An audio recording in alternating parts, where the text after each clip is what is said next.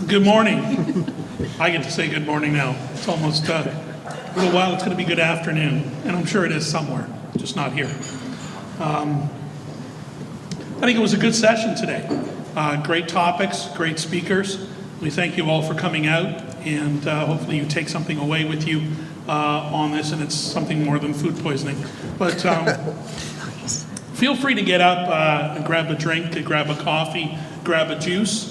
And I'm hoping, sincerely hoping, that all of you have listened very carefully and have formulated some questions to be able to provide to the panelists this morning. And, you know, I certainly have some questions too. And, you know, maybe I'll start off, I think, with the first question. And the first question I'm going to ask is to Dave Collum. You know, what is the trend you're seeing now with respect to the availability of PKs, and what do you see? I guess it's really a two-part question. What do you see as the means and ways that suppliers can continue to communicate and educate distributors? Am I supposed to talk into this? Talk into that. Okay. So, yeah. Just okay, I'll just do it this way. That's probably the hardest part of our job. What happens is we'll contact the distributors to set up a PK, and they're not ready to be setting up PKs, call back in a month. So you call back in a month, and you're already 3-4 months booked out as far as PKs. So that's frustrating for us when we're trying to do it. So I think the biggest challenge we run into is trying to reinvent how we go about educating distributors. So you have to resort to the drop-in type of approach and hope that you can get 10 or 15 minutes with a group of reps that are in the office that day. But I would say more and more PK sessions are being looked upon, unfortunately, by a lot of distributors as a bit of a waste of their time. But maybe that's not a fair comment. I think it's just distributors, their sales people, that's their job, is to be out selling. So if they're in the office listening to us, then it's counterproductive to what they're supposed to be doing. But I think it's a very, very, very important part of our business, because everybody's got their favorite suppliers. We get that. We understand that. But don't be closed-minded to think that there isn't that next up-and-coming supplier that if you don't give the time to, you'll never know about them. I'll use my own personal experience with Cutter & Buck. Cutter & Buck is a brand that's been around for 25 years, but it dropped off the radar here in the Canadian market. It's been hugely successful in the year and a bit that I've been representing it, because distributors have been willing to listen to the new story of Cutter & Buck, the new methods of distribution in Canada. So had distributors not given me the time to explain that, I wouldn't have made the progress that I've made. So yeah, I know we can be a pain in the ass at times, but ultimately, you know, give us 5 minutes, at least 5 minutes, just hear what we have to say, and it's up to us as professionals to make that 5 minutes want you to spend another half hour with us.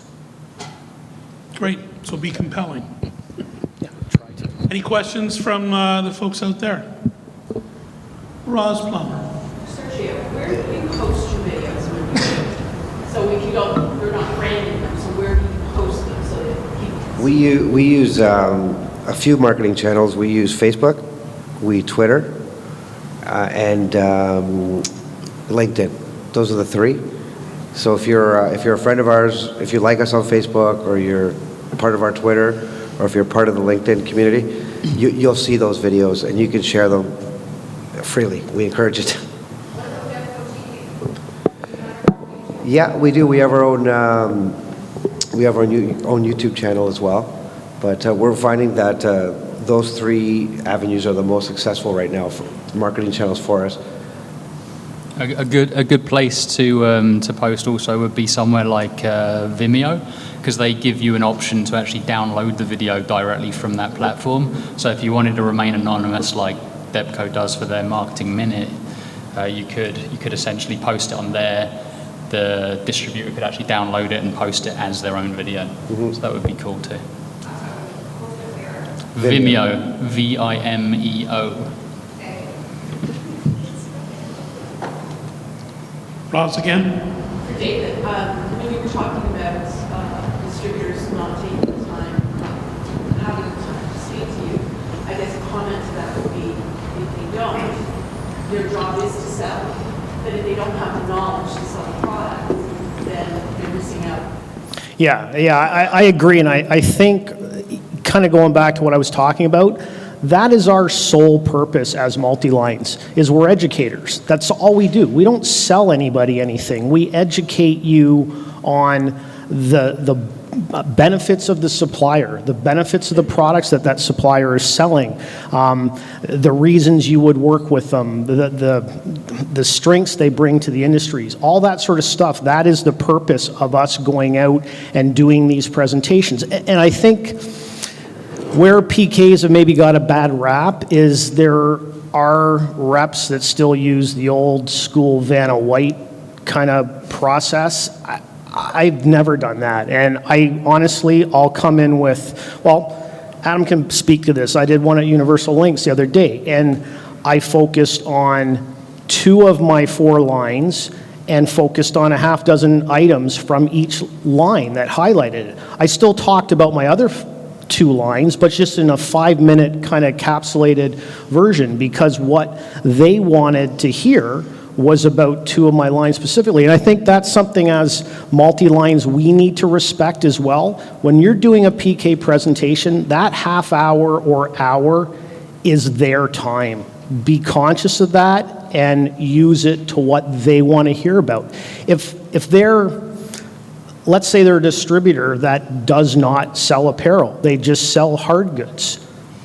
Why are you going to waste half an hour talking about your apparel line? Because they're not going to use it. Like, be conscious of that, and I think that's where you gain the respect of the distributors, is by valuing their time as much as you want them to value your time. If I may jump in for a second and change hats from my marketing edge hat to my promotional elements hat, there's a lot of suppliers in this room who have been to our PK sessions, and they're dramatically different from what I hear from the suppliers and how other distributors do it. We used to do the traditional method where a supplier would come in and do their sales pitch to us as a team, our whole team, for 30 minutes, an hour, whatever it happens to be, and we changed that about 3 years ago. And the format that we use now is similar to speed dating. We have 5 to 7 suppliers come in at a time. They each have their own room. We have our reps and our customer service people go in teams of 2, 1 or 2, depending on how many people we have that day. They go into the room with that supplier, and they talk to that supplier on what they need to talk to them about. It may be a project upcoming, a program they're working on. It may be just all the new products that supplier has. It's whatever that conversation is, and we rotate every 20 to 30 minutes. It's very fast.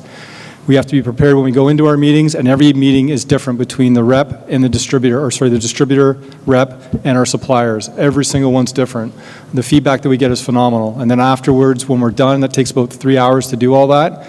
We have lunch with our suppliers as a roundtable discussion, and just have a good day kind of reviewing what happened in the morning and industry trends and such. So anybody hasn't tried that technique, talk to any of the suppliers here that have been to our sessions and get your own feedback as to whether they work effectively for the suppliers or not. I think they are effective, Steve. I can certainly vouch for that, not so much with your company, but having done this in the United States with a number of distributors. I call them enlightened distributors. It's a great format. It's a great opportunity to sit down and discuss project-specific things, which really do turn into business. I always say that shows are 30 seconds with 20% of the attendees, so they can remember less than 10% of what you said. So this is a far more effective format in my mind. We had a supplier come in yesterday who happened to be sick during one of our PKs. So we only had one supplier this year out of the 30 that we had come in over the span of 4 or 5 sessions that had 45 minutes to an hour dedicated. And she presented yesterday to our team of about 10 people yesterday, and it was boring. There was no engagement between the supplier and our people. Our people were not talking because they couldn't talk freely about their special projects that they had on with their end user, with their clients, specific clients. So it was her just presenting their line, and it was not near as engaging or impactful compared to when it's one-on-one. Great. We have a question from Mark Wingrove, and I'm sure it's not about pencils. Just a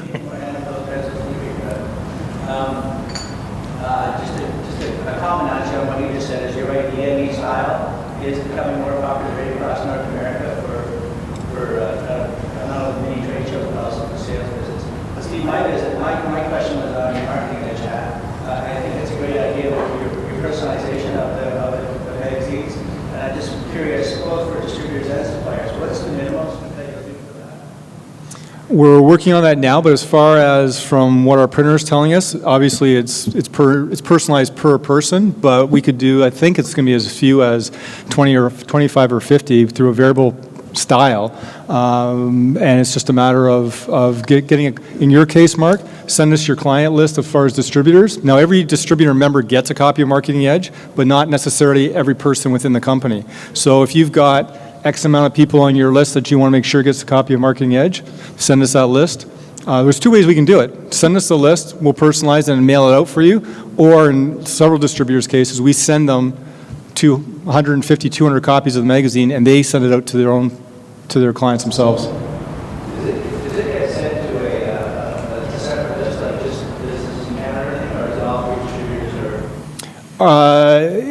When I started, I didn't have a list, so I used a mailing list for the first issue. Then subscriptions started to come in. So basically, our whole mailing list now is based on all PPPC membership and distributors giving us their client list to send out, or distributors buying them and taking them and sending them out to their own clients, and suppliers sending them out to their. So our list is now very, very tight that way. But it's not duplication, you want to have 3 companies. Not by, if it may be for the company, so in your company you might get 2 or 3 copies, but again, your reps are all across, so not sitting in one company. But as far as individuals, no, because we purge and we make sure there's no duplications, or there shouldn't be any duplications. Leslie? A question for Mark, and Sergio can kind of hop in on this as well. If somebody wants to start a social media and they have limited expertise and limited time, where should they initially start? What should they invest time learning? Where do you start? I think it's one of the most difficult questions for everybody that wants to start. Yeah, I mean, like having limited time is an issue because it needs time dedicated to it to actually be effective, for sure. And it's something that I'm kind of combating at the moment because I'm finding that my priorities are kind of shifting, and I'm getting less and less time to dedicate on that. So you do definitely need to sit down and do a portion of time a day or what have you. But something easy would be something like the app Flipboard to use. You would just link all your social media platforms, you would find content that you find interesting or current to do with whatever subject you want, and then just share it directly from there. That's something you can do just kind of like sitting on the sofa, flicking through stuff, reading articles, and it's more of a fun thing than a chore. As soon as it becomes a chore, I find you kind of don't really want to be active on it as much. So utilizing apps like that I find useful, but it's definitely something you need to set aside some time to do. Link, go. LinkedIn is a very like a professional network, and you're not really sharing too much. Like, check me out with this new product kind of thing. You're more marketing yourself. My suggestion for any individual would be get familiar with one app. Like, Facebook seems to be something that we're all on. If you're not on it yourself, get a personal profile. Start building up a network of friends. Get used to sharing things. Get used to doing things like that. Then you can open up another profile for your business. What we do at Debco is we create a lot of content that's shareable for distributors. So we do the work for you in that sense, where Dan, he curates content constantly through Flipboard, through tons of different sources, our blogs. So we're constantly putting out different social media content through different marketing channels that are easily shareable. So before you even start looking for your own content, you can start looking at some of the great suppliers that you work with and sharing their content. And it's definitely harder as a supplier, I would imagine, to be active on social media because your demographic is us, the distributor, whereas us as the distributor, our target audience is everyone else. So it's definitely more of a challenge when it comes to that, for sure.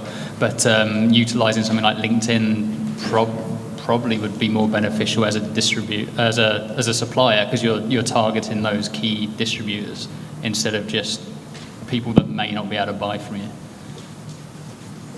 Paul? Maybe some question. Are being multi-nation and private equities sort of people reducing the amount of time that they're giving us to promote our products and services that we offer to distributors at the table? How would you find a social media that we use as a tool for us to project or communicate different ideas and projects and different concepts? And what do we better speak on our end to get information to? I mean, I think when distributors post about their products online, it's pretty useful. I would share it and it would get out there on our page. Whether we want to kind of bombard our Facebook feed with just product stuff, probably not so much. So generally, what I would use is we use kind of like stories about what we've done, what charities we're promoting, what kind of incentives we're doing for certain projects, rather than just focusing on making it more kind of human, I suppose.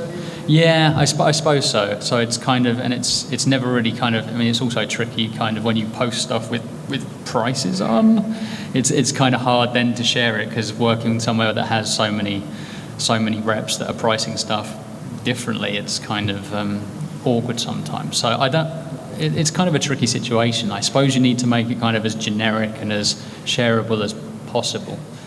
Would you agree? Yeah. In fact, in our case, with our sales reps, I know some, when we get emails sent to us as much as we do, they don't even get open half the time. They just get deleted depending on who the supplier, who the source is. If we don't use them, they just get deleted. But I think if you, in our case, and I can't speak for any other distributors, but we really work with our suppliers and try to have personal relationships. We have an open door policy.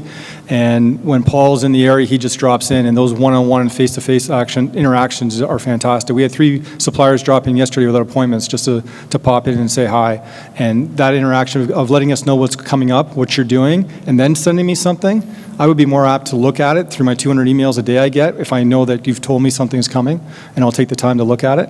And really important is what you put in your subject line. Put something engaging in your subject line that's going to make me actually open it. If you're just going to send me something that says information or most subject lines just don't engage me to even take the time to open an email today. Maybe an email once a week rather than like every other day or every day. Like there's a line you need to kind of draw when it comes to like frequency of sending stuff. Yeah. Like I know for me that I get a lot of emails too, and like a lot I don't open, especially from the ones that I see pop up in my inbox like every day, every other day. It's like it's not even going to get my attention. Yeah. So yeah, like I would recommend once a week, maybe. Yeah. And from the Facebook standpoint, I'm on Facebook and I check it out. I don't post that much. I usually repost things that are personal interest to me. When I see business things on Facebook that ended up on my page, it usually annoys me, to be honest with you. Facebook to me is a personal thing. It's social for the social part of my personal life or my personal interactions. LinkedIn is a business tool. So if I get financial investors giving me information on Facebook, that just annoys me. I want to see their personal interests of what they're doing and not their business interests on Facebook, and that's just a personal pet peeve of mine.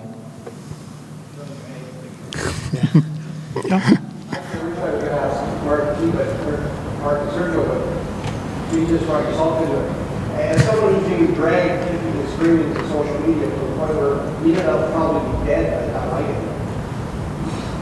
there. If it's either or, do you recommend a personal or A business. 100%. Yeah. for the reason I didn't want the occupied picture showing up? And yeah, what happens too is you might put a picture of you delivering an order. Like, here's me successfully delivering this 10,000 piece order. And all of a sudden your hockey buddies start commenting on it. Oh, we never see you work that hard on the ice, right? You want to keep that separate. But then there's also It's coming from experience. Or surprising you sold it considering you're always playing hockey. Yeah, exactly. there's a huge difference to your personal Facebook account and your business page. Keeping those separate is probably a good idea. But like the pages, you can follow other companies and share stuff from other companies onto your business page. It's almost like your own personal business account on Facebook. You don't have to like intertwine the two at all. You can keep your personal completely separate from your page and still be active on Facebook. So is that done with, my friends who wants to make, you just go, he doesn't make, how is that policed? Sorry, what was that? Let's say a friend from the hockey team, oh, you're on Facebook, I want to join your, whatever you're Work doing. one. How do you? Well, there's no real way of stopping that. Yeah, But, like- And that's fine, though. If I like Debco's Facebook page, then I'm inviting them to put things that I read about Debco on my page. I'm fine with that because I've invited it in. I'm thinking of people that I've invited on Facebook that it's personal, contacts. which is fine, but then they start selling me their things, whatever their career is, they start selling me things through Facebook. And I Sell me on my business I didn't page. invite that in. I invited their personal side in. I'll go to their business page and I'll like it if I want to, and then I'll invite that in. But you'll sell their stuff But you- as your business page, Right. not your personal Right. page. I'm just wondering, in terms of like the Facebook, the LinkedIn, when you're starting to invest, right, so once you have to build up your pages, build up your likes, and what do you think the rate of return is? So where do you think the happy medium is where where you start sinking in money towards it and you start seeing a rate of return? Well, there's a bunch of kind of different approaches you can take. You can just create a page and be active on it and create interest and get kind of posts about kind of your humanitarian stuff that you do, or you can like start like actually putting money into like doing Facebook ads and stuff like that, which is targeting key kind of demographics and key companies, key areas to actually get a return. You would actually kind of be able to see your return on that by how many people click through, how many people like phone you from that, how many people like email a certain email address or use a certain hashtag or whatever. So there's a way of sort of seeing a direct correlation. What do you mean, like a return, like, in terms of timeline, right? How long would you give it, like, in terms of seeing if the campaign works or? Well, it all depends on how quickly your followers like catch on, I suppose. It's, I mean, do we see a massive return on it? It's hard to Maybe measure. not. Does it make us look good when we're pitching to other clients that we're kind of active on it and we're current and up to date with trends? Yeah. So it's something that I kind of struggle with my job in general. Like how do I justify my worth to my bosses? Like it's kind of a tricky thing. It's something that you kind of need to have a budget assigned to, and try as best you can to kind of equate that to a dollar value, which is my permanent struggle. It's hard to measure. Like, it's hard to put a dollar value on. You put a Facebook post up, and if you get 100 likes, you won. Gaining a following is not as easy as you may think. Like, it takes a long time to get your numbers up, depending on how creative you are. But it's something. It's a space you need to be in. I think you need to be in that digital space, starting to create your own tribe and create your own following. Definitely. Ross? How do you, for distributors, how do you find that when suppliers who write blogs send them out, do you find that you get engaged with those, that you find them informative, and you hold them, or how do you react to those? They come once a month, or? I'm not connected to any blogs. In my world, I need to be more simplistic because there's just so many things thrown at us. So I limit the amount of interaction I have on social media and just technology in general. There's just way too many. Those icons are getting more and more and more as to what's available. So I limit to what I have. So I don't read any blogs myself right now. So a supplier who's writing their blog is almost a case study or information as to how to use their products. Is that something that's being used? My reps probably would be. Yeah. Would that be Yeah, I mean, maybe I would share it. It would all depend on like the content for sure. But again, like you're inundated with so much stuff. Like a quick image with a quick message would be far more beneficial than an actual kind of written blog. I would find. I don't know if many people would take the time to like read the whole thing. Stuff needs to be quickly shareable if it's going to be shared, I think. So then how do suppliers engage with us? Because all Through multi-lines. no, but that you're saying is that the multi-line reps are, they're having difficulty saying, okay, so Sergio is doing the video, I'm writing my blogs. I suppose it's... We're working on social media. How is it that you engage in a meaningful way that works for? You have to, if I could just jump in here, you have to try every single marketing channel because different people attract to different things. Some people love Facebook, some people hate it. Some people are only on LinkedIn, some people only use Twitter. So you have to be working all these different marketing channels to get the different demographics, to get the different clients. It's the old analogy, the more you throw against the wall, sooner or later it starts to stick. And I think that's the biggest thing with social media. Gauging is hard, but you got to be there. You got to put it out there because if you're not, people recognize nowadays more if you're not in that area versus if you are. So, Well, I realize that you're very engaged in that. Yeah. You know, like I said that blog this morning, and before 8 o'clock, I already have a request for a quote. So I know that it works. But listening, it's almost like, Well, it will work to a degree for sure, but you have to also appreciate that I know within the company I work for, we do have we have like a kind of wide age range of reps. Like a lot of them are still kind of old school as well. Some of them are like down with like tech and like know how to use it exactly. And it's kind of gauging what amount of people are good at what things within that company. I would say ours is kind of maybe 50-50. Of people that would actually know what a blog is, and then people that actually would be able to share a blog. Like it's still very different. What I tell our suppliers when they come in is there's people in our company like myself who've been around for 30 years, and I don't do sales the way I used to anymore. I've transferred most of my business off. And but for guys like me and our company who've been around for a long time, we're locked into certain suppliers who have been with us since day one or for several years, and we work with them on a regular basis. We've got to know them very, very well. Chances are I'm not changing suppliers. Well, I'm definitely not changing suppliers based on price. If I'm looking for a specific product, I'll go to my key suppliers I deal with, and I'll only research them. I won't compare them with price against their competitors. I work on knowing, I know that if I need a special price, they'll give it to me. It doesn't happen all that often, and I know that they'll come through for me. But if you ask a younger generation in my office, I always tell our suppliers, and I think I even told Paul this last time he was in, is that with our young people, the people who have just joined us, key in on them. Lock in on them now. Connect with them. Come in the office and see them. Talk to them. Email them personally. If you can get them now when they're young, you'll have them for 30 years. But don't bother me so much, but key in on them. The business is different, and I'm speaking for personal nature, so I will deal with Paul on a regular basis, but he needs to get to know the people in our office that have just joined us that are young, and if he can really service them, he'll get their loyalty for a long time.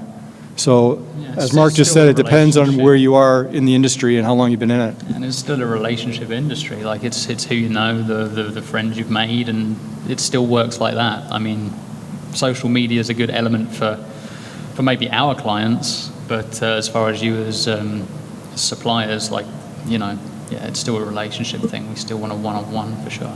And understanding again, where they're at. Like I know with Carl, I can get him faster on Twitter than I can on email. That's right. Because I know that's his channel. So Yeah. I know that if I hashtag him, he'd answer me right away. Yeah. One last question for I guess for the suppliers in the room, and this is over to Steve with Marketing Edge. What do you see as the more effective ads in print media? I mean, the greatest challenge is often when it hits somebody's desk, you have the most effective ad being on the front cover or on the back cover. How do we get people to respond, to recognize what it is and the messaging we're trying to to create, either inside the magazine or something outside of a magazine? An ad on its own isn't going to do it for you.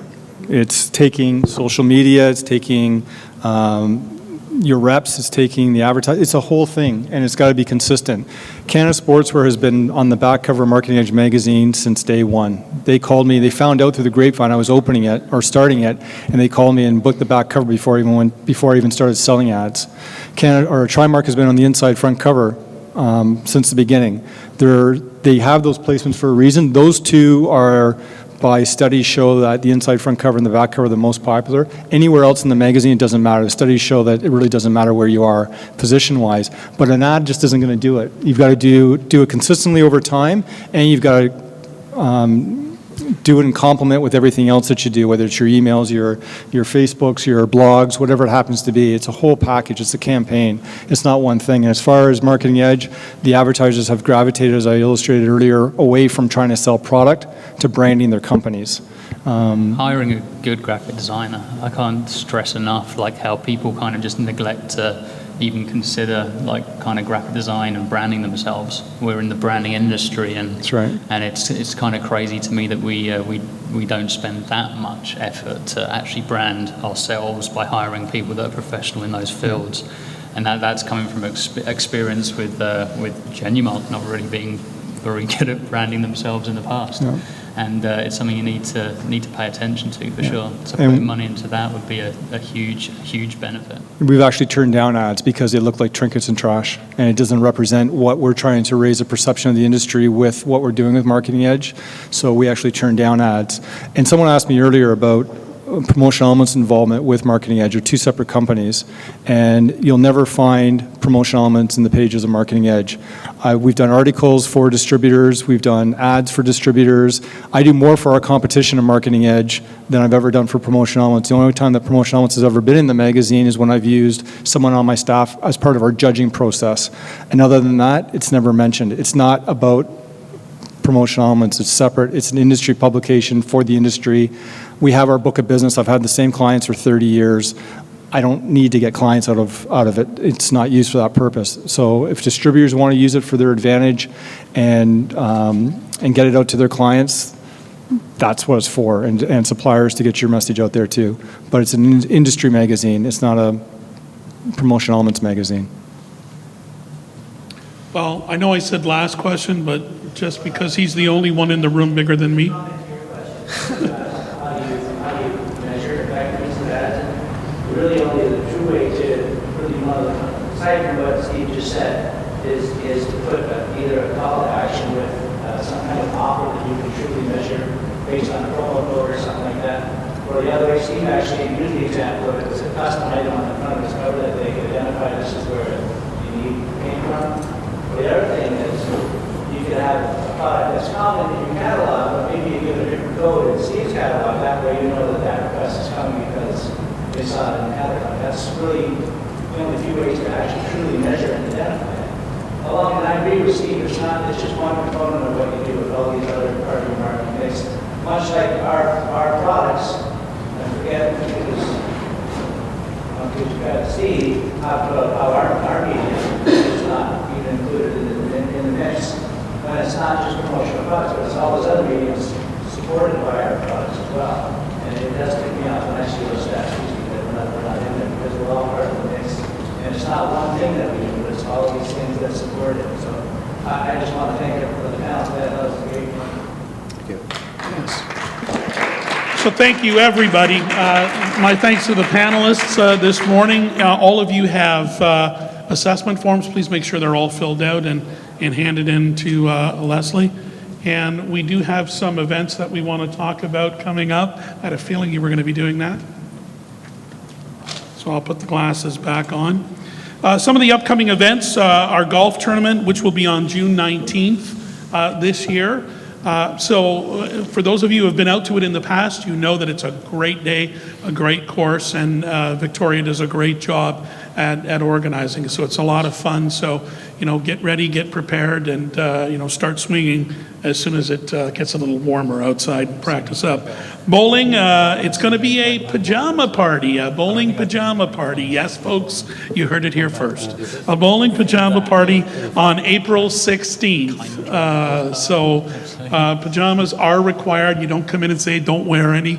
Make sure that you're clothed. And we have our slow pitch tournament as well this year. We did it last year too, didn't we? We took a year off in between, I believe, because the first one we ever had, people almost died.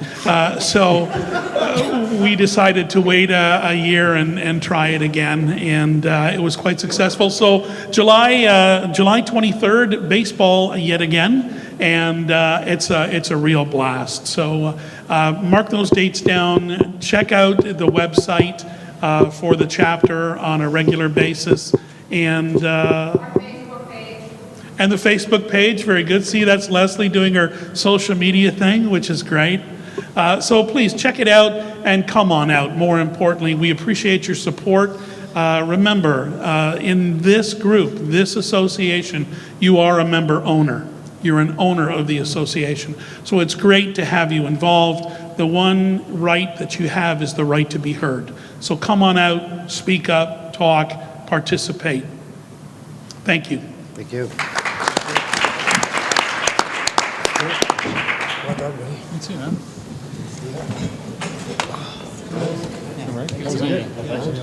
Presentation.